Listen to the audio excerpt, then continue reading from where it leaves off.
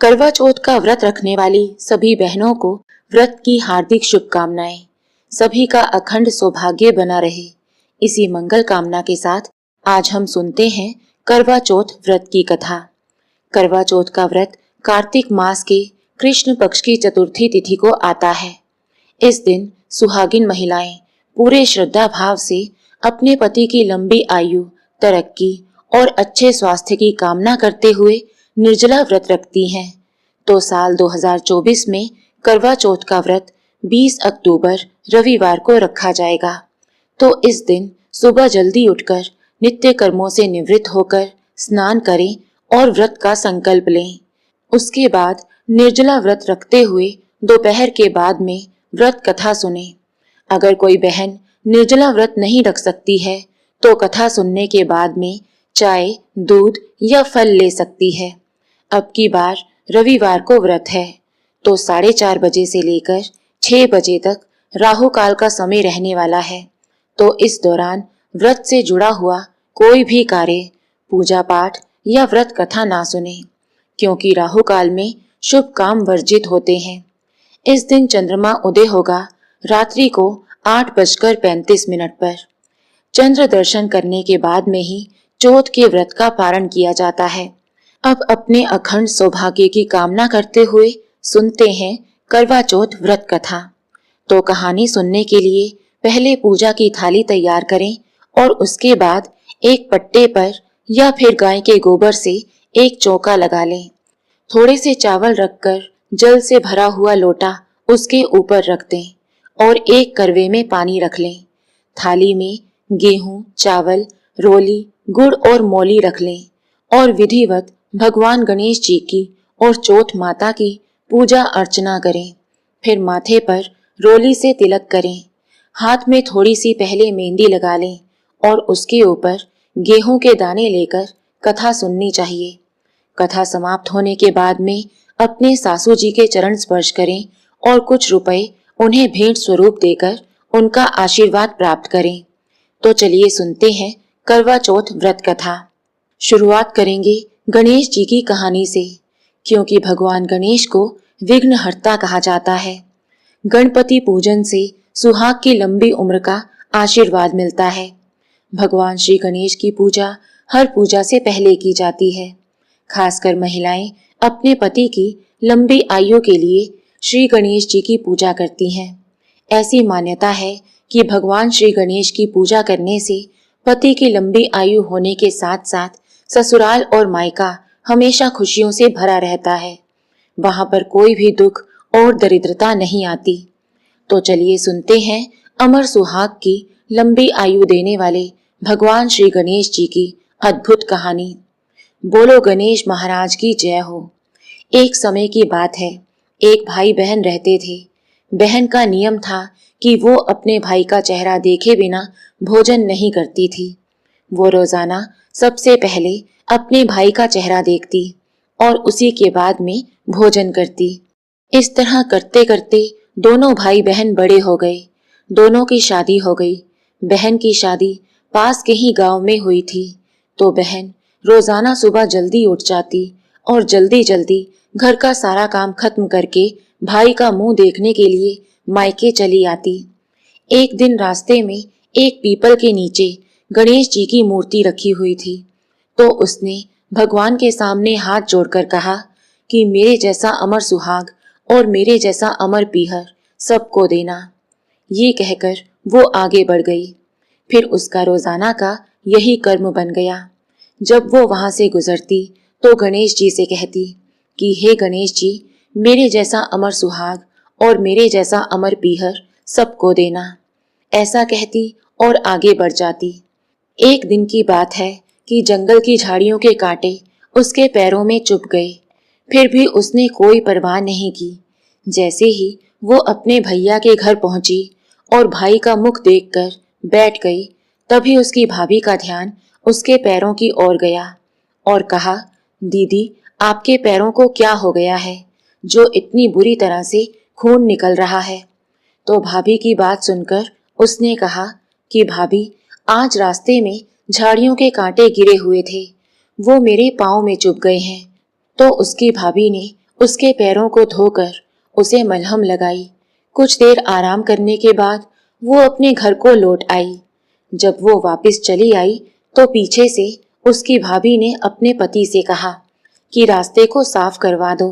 देखा नहीं आपकी बहन के पाँव में कितने कांटे चुभ गए थे। तो वो दूसरे दिन ही कुल्हाड़ी लेकर वहां पर गया और रास्ते में सारी झाड़ियों को काट कर रास्ता साफ कर दिया। ऐसा करते समय गणेश जी की प्रतिमा वहां से झाड़ियों के साथ हट गई। तो ये देखकर भगवान गणेश जी गुस्सा हो गए और उसके भाई के प्राण हर लिए। जब गांव के सारे लोग उसे अंतिम संस्कार के लिए लेकर जा रहे थे, तभी उसकी भाभी ने रोते हुए कहा कि तुम थोड़ी देर रुक जाओ, उनकी बहन आने वाली है, वो अपने भैया का मुंह देखे बिना नहीं रह सकती। जब तक वो अपने भैया का मुंह नहीं देखेगी तब तक वो भोजन ग्रहण नहीं करेगी। तो उसकी बात सुनकर लोगों ने कहा कि आज तो वो अपने भाई का मुख देख लेगी, पर कल कैसे देखेगी। तो उसने कहा आज आज मेरे कहने से आप लोग रुक जाओ। तो सारे गांव वाले उसकी बहन के आने का इंतजार करने लगे। हर रोज की तरह बहन अपने भाई का मुख देखने के लिए जंगल में निकली। जब जंगल में उसने देखा कि सारा रास्ता साफ किया हुआ है और जब वो आगे बढ़ी तो देखा सिद्धि विनायक को वहां से हटा दिया गया है। तब उसने जाने से पहले गणेश जी को वापस उठाया और कपड़े से साफ करके उन्हें अच्छे से स्थान पर रखकर हाथ जोड़कर कहा कि हे गणेश भगवान, मेरे जैसा अमर सुहाग और मेरे जैसा अमर पीहर सबको देना। ऐसा कहकर वो आगे निकल गई। तो भगवान सोचने लगे कि अगर मैंने आज इसकी बात नहीं मानी तो मुझे कौन मानेगा, कौन मेरी पूजा करेगा। तब सिद्धि विनायक ने उसे आवाज दी कि बेटी, इस खेजड़ी की 7 पत्तियों को लेकर जा और उन्हें कच्चे दूध में घोलकर अपने भाई के ऊपर छींटा मार देना, वो उठकर बैठ जाएगा। ये सुनकर जब बहन पीछे मुड़ी तो वहां पर कोई नहीं था। वो सोचने लगी कि ठीक है, जैसा मुझे कहा गया है वैसा मैं कर लेती हूँ। उसने 7 खेजड़ी के पत्ते तोड़े और अपने भैया के घर पहुंची। उसने वहां पर देखा कि बहुत सारे लोग इकट्ठा होकर बैठे हैं। भाभी रो रही है और भैया की लाश रखी हुई है। तो उसने उन 7 पत्तियों को बताए अनुसार कच्चे दूध में घोलकर अपने भैया के ऊपर छींटा दे दिया। उसका भाई हर हर करता हुआ उठकर बैठ गया और कहने लगा कि आज तो मुझे बहुत गहरी नींद आ गई। तो उसकी बात सुनकर उसकी बहन बोली, भैया, ऐसी नींद तो किसी दुश्मन को भी ना आए। तो उसका भाई कहने लगा, क्यों बहन, आखिर ऐसा क्या हुआ और इतने सारे लोग यहाँ इकट्ठे होकर क्यों बैठे हैं। तो उसकी बहन ने सारी बात अपने भैया से कह दी। सारे गांव वाले गणेश जी के चमत्कार से हैरान हो गए और फिर उसी दिन से सारे लोग गणेश जी की पूजा पूरे श्रद्धा भाव से नियमानुसार करने लगे। करवा चौथ व्रत कथा। एक साहूकार की एक पुत्री और 7 पुत्र थे। समय के साथ साहूकार ने अपने सारे पुत्रों की और अपनी पुत्री की शादी कर दी। एक समय की बात है कि उनकी पुत्री एक बार मायके आई हुई थी। तो उसकी माँ और भाभियां व्रत रख रही थी। तो उन्हें पूजा पाठ करते हुए देखकर उसने पूछा कि भाभी माँ, आप ये क्या कर रही हैं। तो उनकी भाभियों ने उत्तर दिया कि हम करवा चौथ का व्रत रख रही हैं। तो उसने पूछा कि आप ये व्रत क्यों रखती हैं, इसके करने का क्या फल मिलता है। तो उसकी भाभी ने बताया कि करवा चौथ का व्रत रखने से अखंड सौभाग्य की प्राप्ति होती है, पति पर आया हुआ संकट दूर हो जाता है, घर में सुख समृद्धि का वास होता है। तो ये सब सुनकर उसने कहा कि भाभी, व्रत तो मैं भी रखूंगी। तो उसकी भाभियों ने मना किया कि तुम अपने भाइयों की लाडली हो, तुम व्रत मत रखो। अगर तुम भोजन नहीं करोगी तो तुम्हारे भाइयों को बहुत दुख होगा। पर वो तो जिद पर अड़ गई कि नहीं, मैं तो व्रत रखूंगी। वो अपने भाइयों की बहुत ज्यादा लाडली थी। जब भी वो मायके आई हुई होती तो उसके भाई पहले उसे भोजन करवाते और बाद में स्वयं भोजन करते। तो उस दिन उसने भी करवा चौथ का व्रत रख लिया। सारा दिन निराहार भूखी प्यासी रही। शाम को जब उसके भाई घर पर आए तो उन्हें अपनी बहन उदास दिखाई दी। उन्होंने पूछा कि आज हमारी बहन उदास कैसे है। तो उसकी भाभीयों ने बताया कि ननद रानी ने आज करवा चौथ का व्रत रखा है। तो उसके भाई तो ये सुनकर बहुत दुखी हो गए कि ये सब आपने किया है, हमारी बहन को सारा दिन भूखा प्यासा रखा है। चलो कोई बात नहीं, व्रत तो हो गया, अब ऐसे करो व्रत का पारण कर लो, फिर हम भी भोजन करेंगे। तो वो बोली कि भैया मैं अभी भोजन नहीं करूंगी, चंद्रमा उदय होने पर भोजन करूंगी। तो इस तरह से उसकी बात सुनकर उसके भाई बड़े मायूस हो गए और सोचने लगे कि हमारी प्यारी बहन सारा दिन बिना पानी भोजन किए रह रही है, कितनी परेशान हुई होगी। तो सारे भाई आपस में राय करने लगे कि हमें कुछ ना कुछ तो करना होगा। ऐसा सोचते हुए दो भाई घर से बाहर चले गए और बाहर जाकर एक झाड़ी के पीछे आग लगा दी और उसके आगे छलनी खड़ी कर दी। तो भाई जो घर पर थे उन्होंने कहा कि देखो बहन, चंद्रमा निकल आया है, देख लो और उसके बाद में भोजन कर लो। तुम भोजन कर लोगी तो हमें भी भोजन करना है। तो वो इस तरह चंद्रमा को देखकर भागी भागी अपनी भाभीयों के पास आ गई और बोली कि भाभी माँ जल्दी चलो, चंद्रमा उदय हो गया है, चंद्रमा के दर्शन कर लो और उसके बाद साथ में बैठकर भोजन करेंगे। तो उसकी भाभी ने कहा कि नहीं ननद रानी, ये चांद आपके लिए निकला है, इसलिए आप इसे देखकर अपने व्रत का पारण कर लो, हम तो बाद में भोजन करेंगी। क्योंकि उसकी भाभीयों को पता था कि ये सारी चाल उनके पतियों की है, जो अपनी बहन को दुखी नहीं देख सकते। लेकिन उनकी ननद ने तो बनावटी चांद को देखकर जल्दी से अर्घ दिया और भोजन करने के लिए बैठ गई। जैसे ही वो भोजन करने के लिए बैठी तो व्रत भंग होने के कारण चौथ माता उससे नाराज हो गई, जिसकी वजह से जैसे ही उसने पहला निवाला मुंह की तरफ किया तो उसमें मक्खी आ गई। दूसरा निवाला खाने लगी तो उसके अंदर बाल आ गया और अभी तीसरा निवाला खाने वाली ही थी, तभी उसके ससुराल से समाचार आया कि उसके पति की मृत्यु हो गई है। ये सुनकर वो बहुत दुखी हो गई और जैसे ही अपने ससुराल जाने के लिए तैयार हुई तो उसकी माँ ने संदूक खोलकर देखा, उसमें ऊपर एक चुनरी रखी थी। उसने वही निकाली और उसे ओढ़ा दी और साथ में 1 टका सोने का भी दे दिया और कहा कि बेटी, रास्ते में जो कोई भी तुझे मिले उसके पांव छूते जाना और जो भी तुझे अखंड सौभाग्य का आशीर्वाद दे उसे ये सोने का टका दे देना। तो इस तरह से वो अपनी माँ की सीख लेकर ससुराल के लिए दुखी मन से रवाना हो गई और रास्ते में जो कोई भी मिलता अपनी माँ के कहे अनुसार उसके पैर छूने की कोशिश करती, लेकिन वो अपने पैर पीछे कर लेता और कहता कि दूर हट जा पापिन, तू तो अपने पति को ही खा गई, हमारे पैरों को हाथ मत लगाना। इस तरह किसी ने भी उसे अपने पांव नहीं छूने दिए और रोते रोते वो अपने ससुराल पहुंच गई।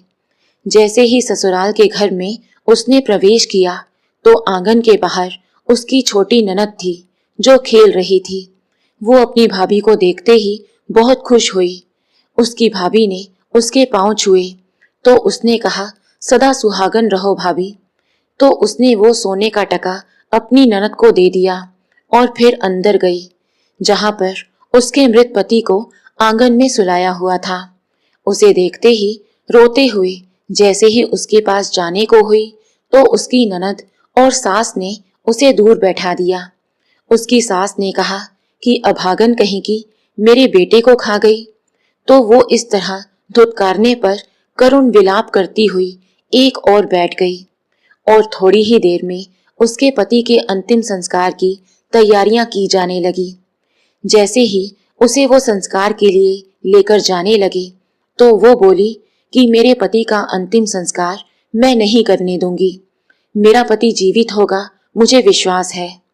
उसकी सास बोली कि अब क्या बाकी रह गया, कोई मरने के बाद भी कभी जिंदा हुआ है? पर वो तो अपनी जिद पर अड़ गई कि मैं संस्कार के लिए लेकर नहीं जाने दूंगी।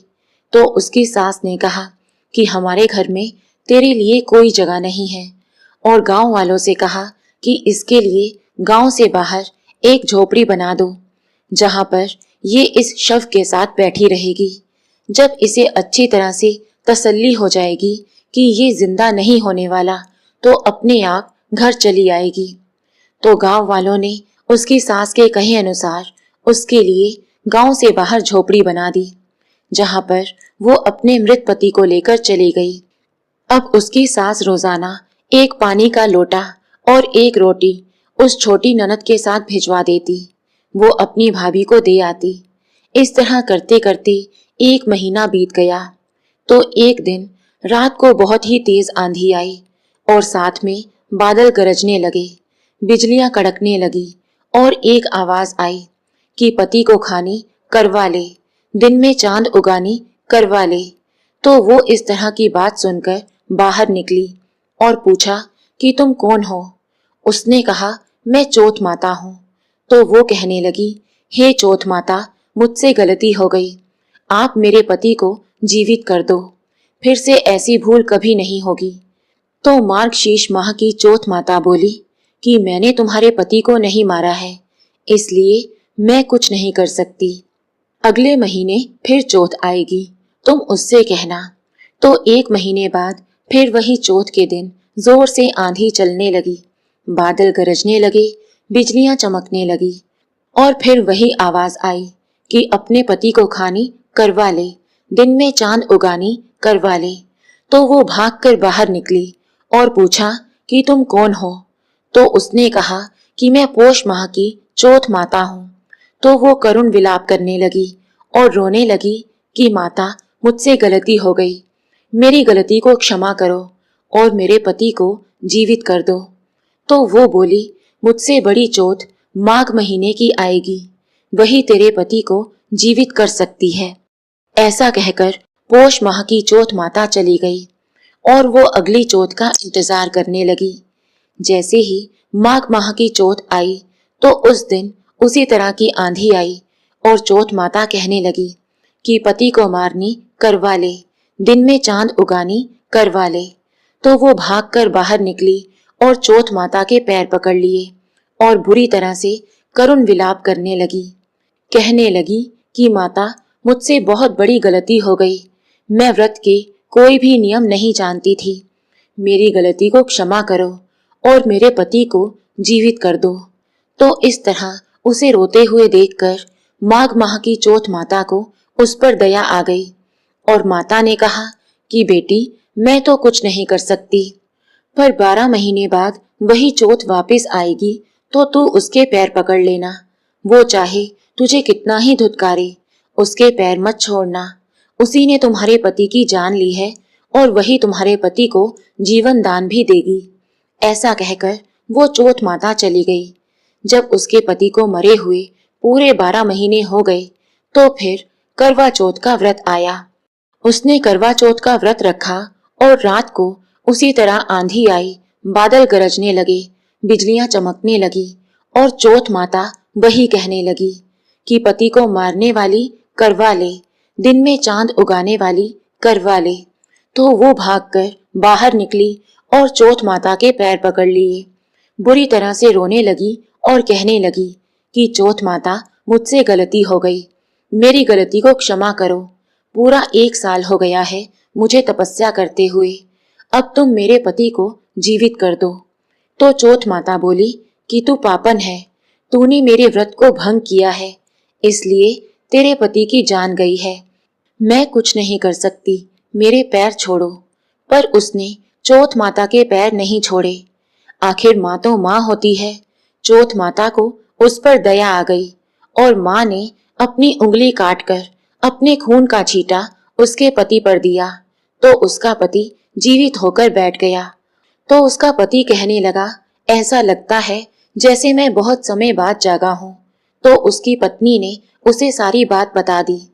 फिर दूसरे दिन सुबह दोनों चौपड़ पासा खेल रहे थे, तभी उसकी ननद रोटी और पानी का लोटा लेकर आई तो उसने देखा कि झोपड़ी की जगह बहुत ही सुंदर महल खड़ा था और उसके अंदर उसके भैया भाभी चौपड़ पासा खेल रहे थे।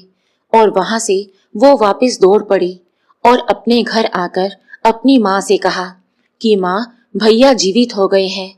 तो उसकी माँ बोली कि ये तो कभी हो ही नहीं सकता। तो वो बोली, माँ, मैंने अपनी आंखों से देखा है। भैया और भाभी चौपड़ पासा खेल रहे थे।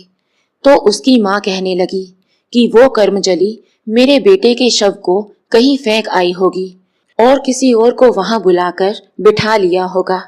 तो उसकी बेटी बोली, नहीं माँ, वो तो मेरे भैया हैं, मैं उन्हें अच्छी तरह से जानती हूँ, तुम मेरे साथ चलो।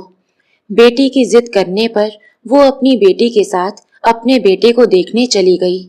वहां जाकर देखा तो सचमुच वहां पर झोपड़ी की जगह एक सुंदर सा महल खड़ा था और उसके अंदर उसके बेटा और बहू बैठे थे।